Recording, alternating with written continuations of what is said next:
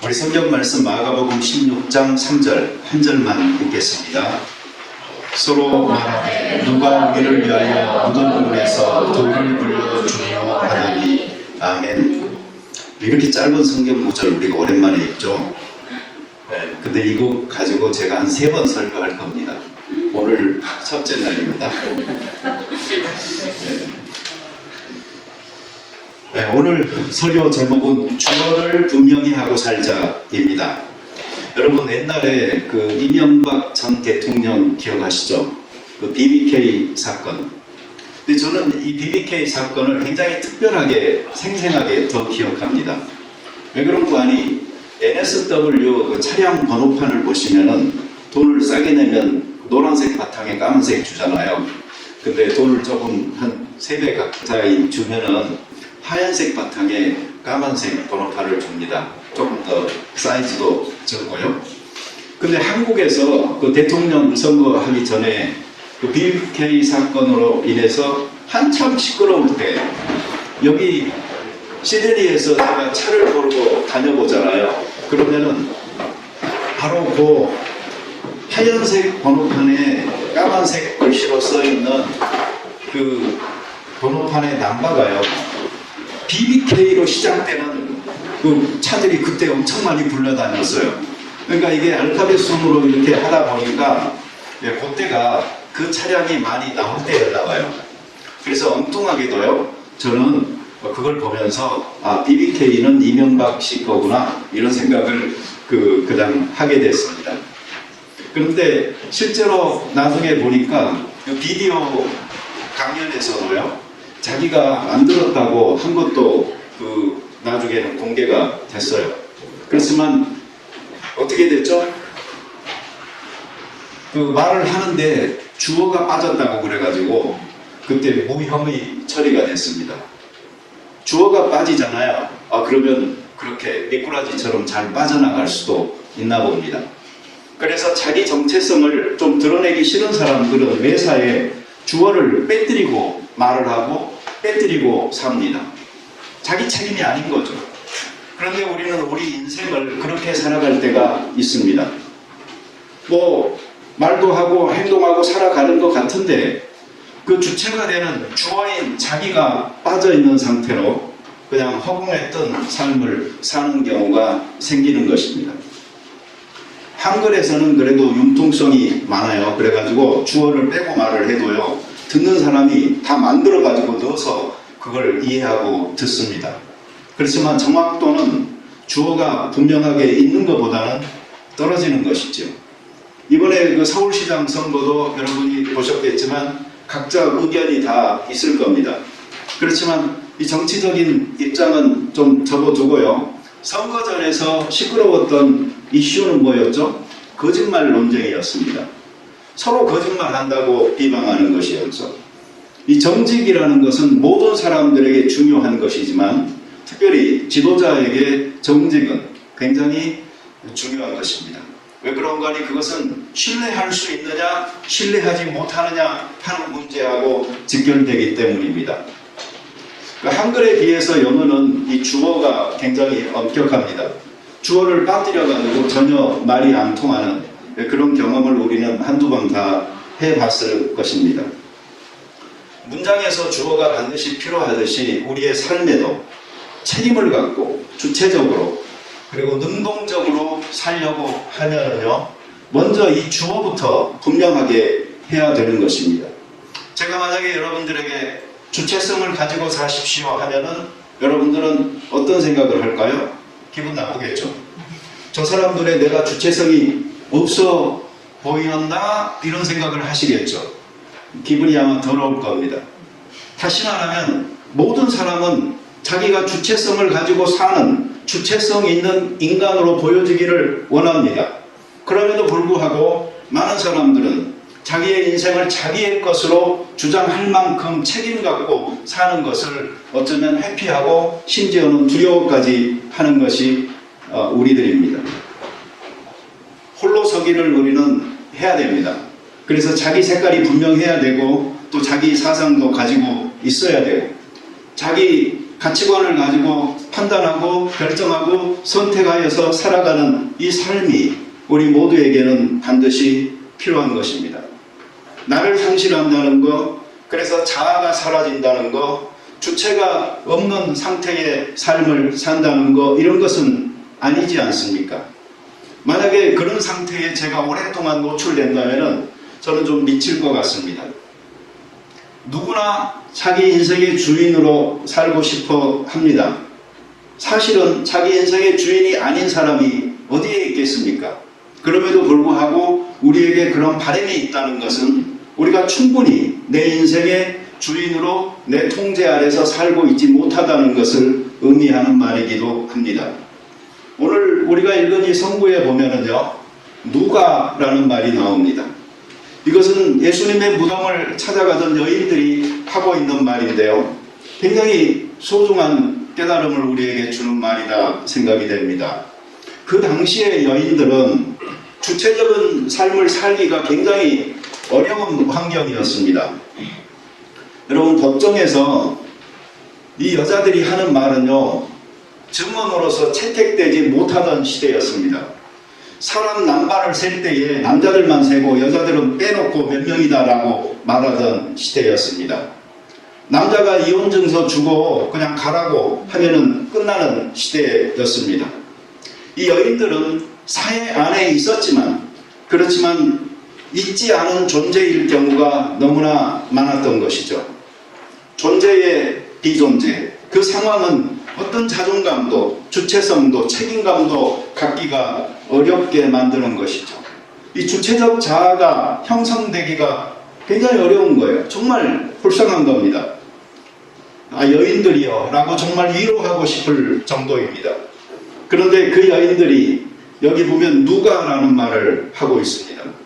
이 그들이 말하고 있는 이 누가가 사실은 듣는 순간에 귀가 번쩍 뜨일 정도로 반갑고 애사롭지 않게 들리는 이유도, 이 질문이 바로 주체를 결정할 수 있는 질문이기 때문입니다. 주체를 부정당하는 현실, 그리고 객체로 살아가고 있는 그들의 입에서 이 누가라는 말이 나왔다는 것은 굉장히 놀라운 것입니다. 그래서 저는 이것이 단순하게 말이 아닌 그들의 외침이며 절규라고 생각이 됩니다. 그런데 곧바로 실망하게 됩니다. 이유는 뭔고 하니, 누가라는 물음을 던졌음에도 불구하고 그들은 내가, 우리가 이렇게 하지 않고 제3자인 다른 사람을 생각하고 있었기 때문입니다. 예수님의 그 무덤, 그 앞을 가로막고 있는 큰 돌을 옮겨줄 사람들이 필요했습니다. 그렇지만 그들이 옮기고자 했던 것이 아니고 어떤 누군가가 우리를 대신하여서 옮겨줄 수 있겠느냐라는 생각을 하고 있는 것입니다. 오늘날 우리도 이 주체적 인간으로 살려고 충분히 노력하지 않는 경우가 많이 있습니다. 오히려 우리는 그 반대로 막 힘쓰죠. 다른 사람이 하는 거 있으면 그냥 나도 그냥 따라하고 싶어 하고요.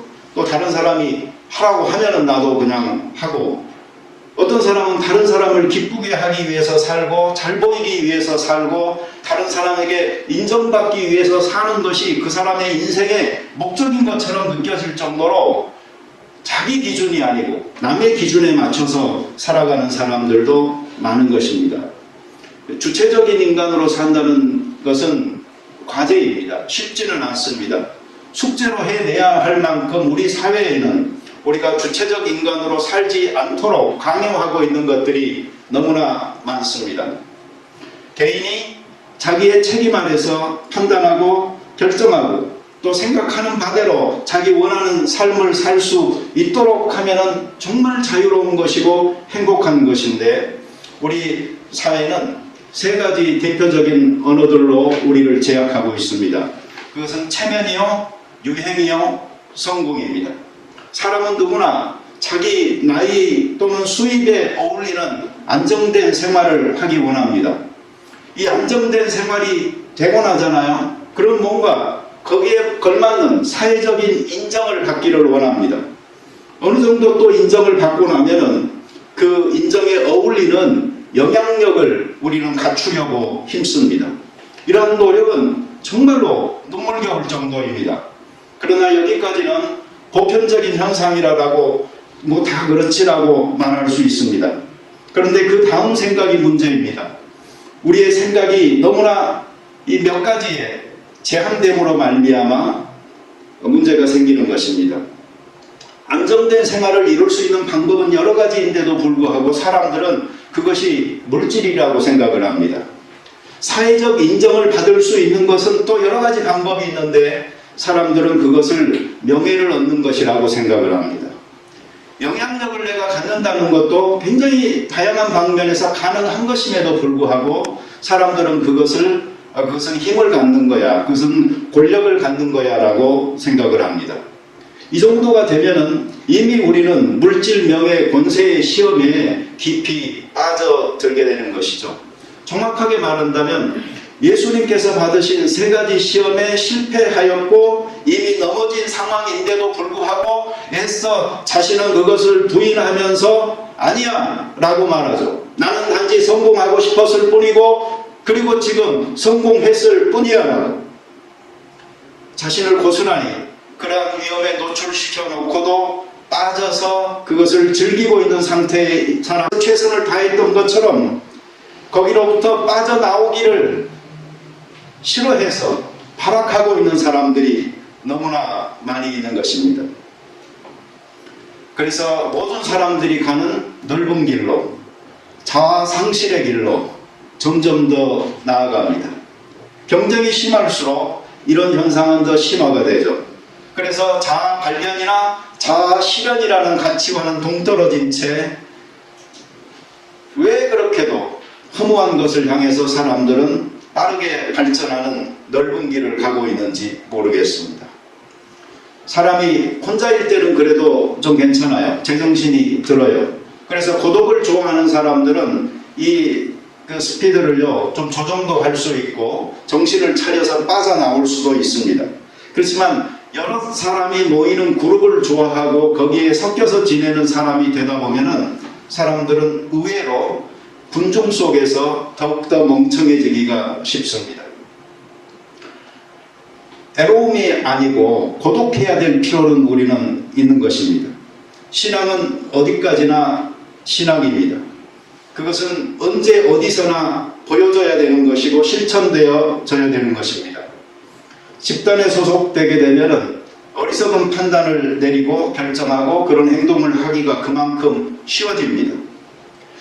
옛날에 한국에서 그런 말들이 있었어요. 예비군 훈련 가보면 알 수 있다고.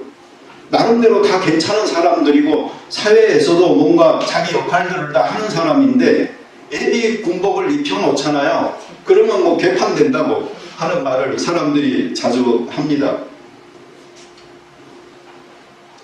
정서적으로 사람들과 어울리면서 어떤 동질성을 갖는 것은 좋지만 거기에서 정신적 이완이 생기고 그리고 그 틈으로 비도덕적인 언행이 파고들고 쉽게 통제를 벗어난 이탈을 하게 된다면 그것은 그냥 망가지는 것입니다. 우리는 이런 합리적 의심을 좀 해볼 수 있습니다. 혹시나 사람이 모이는 교회는 다를까? 라고 말입니다. 관점을 조금 달리해서 본다면 소위 이 좋아 보이는 화려해 보이는 교회일수록 더 안 좋은 교회다라는 사실을 깨달을 수가 있습니다. 눈과 귀에 좋아 보이는 교회는 더 열심히 하고 있고 그리고 그런 교회에서 더 열심히 진행되는 일이 있습니다. 그것은 사람을 주체적인 인간으로 살아갈 수 있도록 하나님 앞에 단독자로 세우지 못한다는 것입니다. 주체적 신앙을 갖지 못하도록 세뇌시킵니다. 근데 사람들은 참 미묘한 게요. 그렇게 어울리는 환경 속에서 그러한 바이러스에 좀 더 쉽게 감염되기 있어요. 감히 근접하기 어렵게 크고 웅장한 건물에 들어가면은 위축됩니다. 그리고 화려한 조명과 그 치장 그리고 잡음 없이 전달되는 음질 속에서 큰 소리로 아멘 하고 외치는 사람 옆에서 나도 너무나 쉽게 아멘 하는 것입니다. 놓치지 말아야 할 점은 이렇게 한다고 해서 그 사람의 믿음이 갑자기 성숙하지는 않는다는 점입니다. 얼마 전에 여기 비가 좀 많이 왔을 때 비가 샜잖아요. 근데 어떤 분이 아마 메일인가 어디에서요 그런 걸 저한테 말을 했어요. 비 새는 교회에서 예배드리는 게 너무나 자랑스러워가지고 친구들한테 자랑했다는 사람이 있더라고요. 여러분, 나는 그거 받고 너무나 고마웠던 거 아시죠? 네.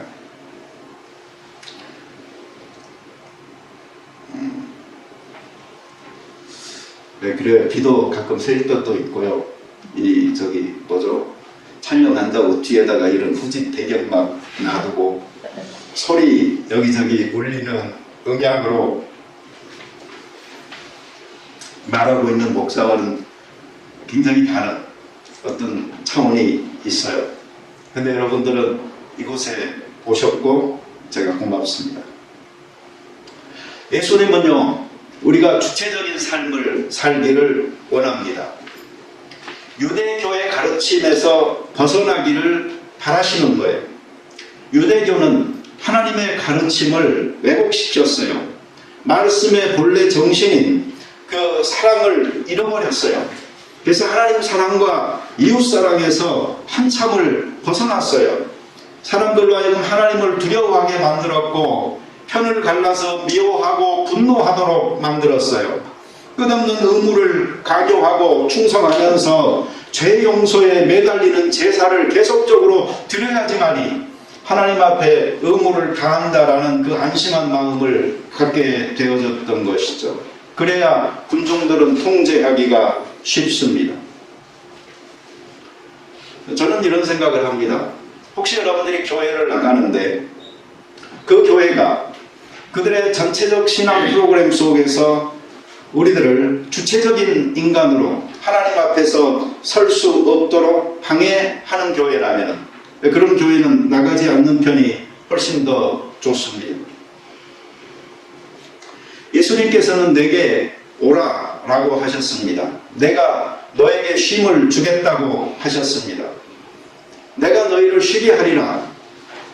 이 말씀이 예수님 당시에 그 사람들에게도 필요했던 것이고 오늘날 우리들에게도 필요한 복음이 아닙니까? 그렇다면 예수님께서 초청한 그 휴식에로서의 초대 앞에만 감사하면서 그것을 즐기려고 하지 말고 이어지는 말씀을 보셔야 됩니다. 바로 그 이어지는 말씀에서 예수님께서는 내게 와서 배우라라고 말하죠. 나는 마음이 온유하고 겸손하다라고, 나의 멍에는 가볍다라고. 다시 말하면 진정한 쉼은 예수님 앞으로 그냥 나오는 게 끝나는 게 아니고 예수님께 나와서 예수님의 온유와 겸손의 마음을 배우게 됨으로 얻어지는 그 쉼을 예수님께서 주겠다라고 이야기하고 있는 것입니다. 그 유대교라는 무거운 멍에보다 그 예수교의 가벼운 멍에를 여러분들이 한번 제대로 매보시고 신앙생활 할 때에 이 방향 없이 여기저기 허우적거리면서 시간 보내지 말고 언제 어디서나 하나님 앞에서 예수 그리스도의 온유와 겸손의 마음을 본받아 실행하는 삶을 살 수 있게 되기를 바랍니다. 어떤 사람들은 멍에를 매면 그것은 자유가 아니더라고 생각하실 겁니다. 아무리 가벼워도 나는 싫다라고 말할 것입니다. 그러면 그렇게 사세요. 특징은 고삐 뿔린 망아지입니다. 사람이기 때문에 우리는 어느 정도의 가벼운 멍에는 받아들일 수 있어야 합니다. 내가 나로 살아갈 수 있도록 그리고 나의 할 일을 할 수 있도록 해주는 멍에는 우리가 즐겁게 매일 줄도 알아야 되는 것입니다. 예수님께서 말씀하신 이 가벼운 멍에를 저는 매겠습니다. 유대교의 무거운 멍에를 메고 짐처럼 부담스럽게 사는 것보다는 훨씬 더 나은 것입니다.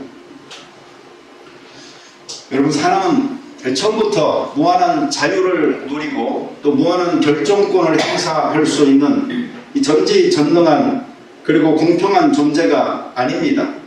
이 사실은 다시 말하면 자유로운 주체에 부여된 한계가 있다라는 말입니다. 이 부분을 이해하기 위해서 우리는 성경이 말하고 있는 자유와 진리 그리고 사랑에 대한 관계를 살펴볼 필요가 있습니다. 우리가 특별히 사순절 그리고 고난주간 그 부활절이라는 의미 깊은 시간들을 보내고서 맞이하는 오늘 예수님께서 십자가에서 죽으셨다는 이 사실은 대단히 고마운 일이지만 그 예수님의 십자가와 함께 나도 죽었다라는 경험이 없는 사람들은 그 절기를 지금 잘못 보낸 것입니다. 그리고 부활하신 주님과 함께 내가 살았다라는 고백이 없는 사람들 역시 그 절기를 그냥 행사로 보냈을 뿐입니다. 이제는 나를 위해 죽었다가 다시 사신 그분을 위해서 내가 살겠다라는 이 변화가 우리의 마음속에 결심으로 굳어져 이 삶을 시작하지 않은 사람은 이 눈물과 승리의 귀한 절기를 지금 잘못 보내고 있는 것입니다. 여러분, 진리는 우리를 자유하게 합니다. 그리고 사랑은 우리를 종노릇하게 합니다. 이 어울리지 않는 두 가지 어떻게 생각하세요? 우리에게 자유를 주기 위해서 예수님께서 죽으셨습니다. 그리고 그 은혜를 깨달은 자들은 그렇게 해서 얻어진 자유를 스스로 반납하고 사랑의 종노릇하기를 기꺼이 자처하게 되는 것입니다. 이것이 바로 참 주인인 하나님을 모신 청지기로서의 삶을 우리가 살게 되는 시작인 것입니다. 현대 철학이나 이 건전한 기독교도 한 목소리로 다 같이 외칩니다. 주체적인 생각을 하고 주체적인 삶을 사는 주체적 인간이 되자라고. 그렇지만 그 결은 다릅니다. 무엇이 이런 차이를 만드냐면 그 주체성이 어디로부터 나오느냐, 누구로부터 발현되느냐 하는 것입니다.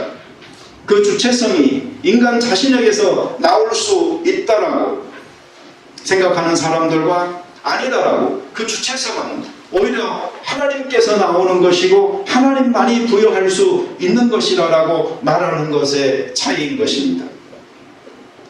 니체는 노예의 도덕과 주인의 도덕이 있다라고 말을 했습니다. 그래서 순종이나 성실 이런 것들에 기초한 도덕과는 인간을 나약하게 만들고 도리어 노예로 삼는다.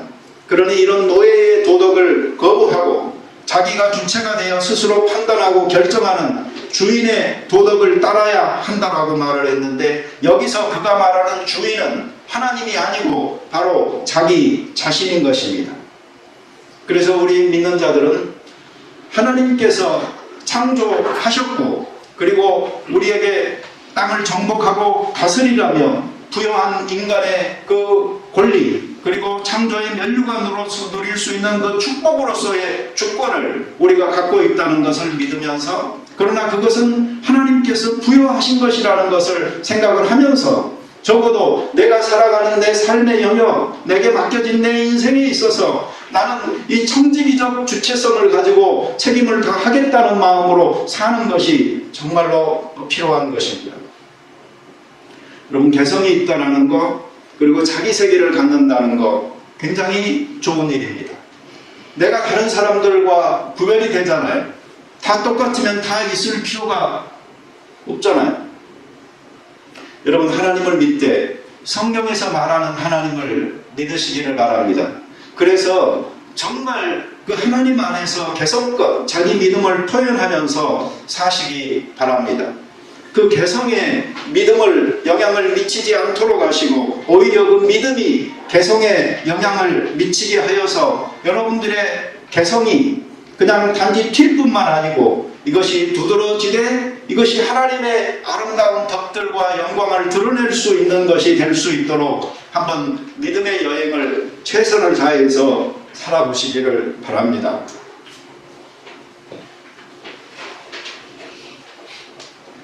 예수님께서는 마태복음 16장에서 두 가지 질문을 던졌습니다. 제자들에게, 야, 사람들이 나에 대해서 누구라고 말하느냐? 그때 제자들의 입은 열렸습니다. 그래서 이 사람 저 사람이 다 여러 의견을 갖다가 이야기를 합니다.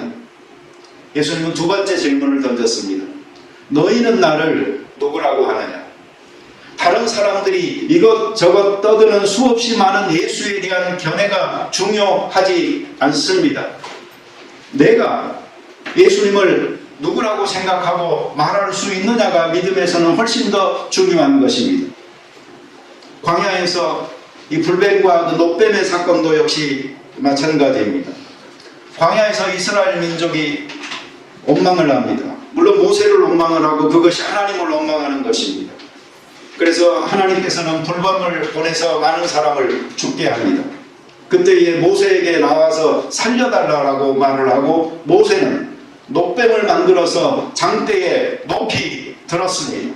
그리고서 말하기를 그 노뱀을 쳐다보라고, 쳐다보는 자는 살리라라고 이야기했습니다.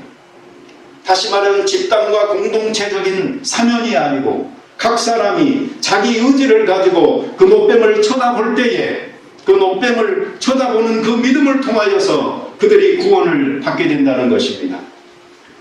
십자가 죽음과 그 빈 무덤의 생명의 부활의 은혜로운 시간들을 우리가 보내면서 예수에 대한 남들의 견해가 아니고 저분에 대해서 나의 신앙의 고백은 무엇인가를 심각하게 생각하고 그리고 나의 헌신을 하나님 앞에 드릴 수 있는 사람들이 이 절기를 의미 있게 맞이하는 것입니다. 우리 주체적 인간이 됩시다. 객체적 인간으로서 손님으로서만 살지 말고 내 신앙과 내 고백으로 하나님 앞에 서는, 그래서 생명이 넘치는 그런 삶을 우리가 살았으면 좋겠습니다. 같이 기도하겠습니다. 자비로운 주님 감사합니다. 십자가 위에서 예수 죽으셨네. 어쩌면 이것은 예수의 희생이었고 나의 희생은 아니었기 때문에 너무나 쉽게 말할 수도 있고 그리고 그 희생을 찬양할 수도 있습니다. 그러나 우리 그리스도인들은 알고 있습니다. 예수님의 십자가에서의 그 죽음은 인류를 위한 희생이었을 뿐만 아니고 바로 죄악 가운데서 아직도 헤매고 있고 죽을 수밖에 없는 바로 나 한 사람을 위해서 죽으신 죽음이었다는 것을, 그래서 이것을 주관적으로 받아들이기를 원합니다. 그래서 고백하기를 원합니다. 예수님은 실로 나를 위해 죽으신 나의 주, 나의 하나님이라고. 나의 옛사람이 죽었노라고. 옛사람의 정과 욕심도 이제 다 십자가에 못 박았노라고. 그리고 예수의 부활과 더불어서 나의 새 생명이 시작되어졌노라고. 하나님과 나의 교제는 이제 막혔던 담이 허물어졌고 죄와 허물로 죽어버릴 수밖에 없었던 내가 살아났노라고. 그래서 하나님과의 교제를 인도하시는 성령님의 도우심으로 더불어서 나는 이렇게 생동력 있는 삶을 살아갈 수 있노라고. 그래서 부활의 이 생명은 이제 내가 누리는 것이라고, 그리고 내가 선포하는 것이라고 활기 있게 사람들에게 보여주고 전하는 귀한 메시지가 될 수 있게 하여 주시옵소서. 그리고 그 부활의 활동력이 우리 교회 안에도 찾아올 수 있도록 하시고 개개인 성도들의 가정과 삶에도 찾아와서 죽음과 어두움에 모른 절망의 세력들이 물러나게 하여 주시옵소서. 예수님의 이름으로 기도드립니다.